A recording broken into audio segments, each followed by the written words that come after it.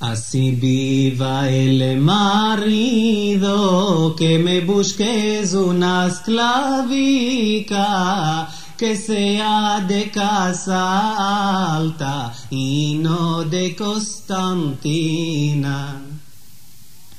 Ya le traen a la esclava la cativa, y el rey del primer día al punto la agradaría. Ya quedan las dos preñadas juntos en una hora, fachadura que se les corte a la una y a la otra.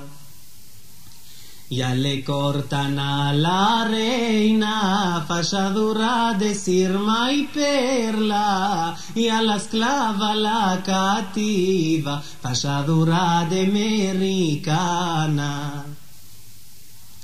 Ya la echan a la reina en camas de bien parida, y a la esclava la cativa en el sofá de la cocina.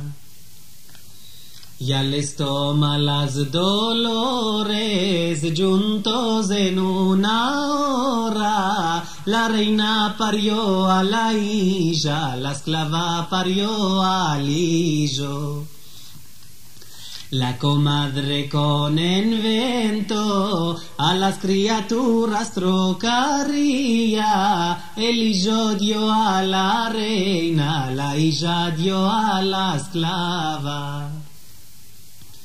Que se suba ahí arriba los caldos de bien parida, y a la esclava la cativa el caldo de la lixía. Nani nani la milla, nani nani la mi vista, criada de los mis pechos y no nacida de mi tripa. Si tú eras la milla, ¿qué nombre te metería?